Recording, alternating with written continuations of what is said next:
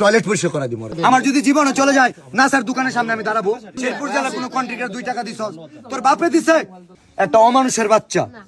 যে শেরপুর জেলা কন্ট্রাক্টরদের অপমান করে আমি ক্লিয়ার কাট বলতেছি নাসা ভাই বিনোদন শেরপুর জেলার কন্টেন্ট ক্রিয়েটরদের অপমান করার জন্য ক্ষমা না চায় শেরপুর জেলার কন্টেন্ট ক্রিয়েটর আজকে থেকে নাসা ভাই বিনোদনের যে শোরুম আছে সেখানে অনুসরণ করবে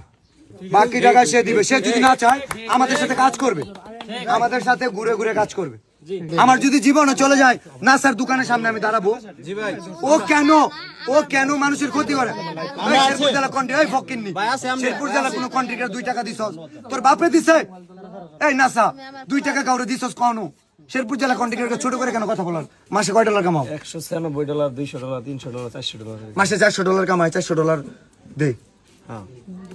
তোর জুতা তোর টয়লেট পরিষ্কার করা দি মর দিয়া কোন সমস্যা $400 করে প্রতি মাসে দিস তোর বাথরুম পরিষ্কার আমি করব $400 দিবি সাইমন যখন কান্না করে বলতেছিল যে আমার কেউ নাই এই সময় নাসা বলতেছিল ও ছোট্ট বাচ্চা ও বলতেছিল যে চোখ নষ্ট হয়ে গেলে কি হয় চোখ নষ্ট হলে মানুষ মরে না কিডনি নষ্ট হয়ে গেলে মানুষ মরে যায় একজন অমানুষের বাচ্চা সে যদি কন্টেন্ট ক্রিয়েটর হয় এবং শেরপুরের কন্টেন্ট ক্রিয়েটরদের বিরুদ্ধাচরণ করে সে শেরপুর শহরে কিভাবে সে শেরপুর শহরে আইসা বুক ফেলায়া কথা বলে এবং কুলিমিয়ার পাশে একটা অমানুষ কিভাবে দাঁড়ায় আমি এটা দেখতে চাই শেরপুর জেলার কন্টেন্ট ক্রিয়েটর আজকেতে বলে রাখি ভালো ন্যায়ের পক্ষে যদি কথা না বলো মিলিয়ন বাবার মাজারে যাওয়ার দরকার নাই মিলিয়ন বাবার মাজারে এবং এটা জানতে হয় না আমার কাছে তো তুমিও যাও থটসব বিলালের মিলিয়ন বাবার মাজার ঠিক আছে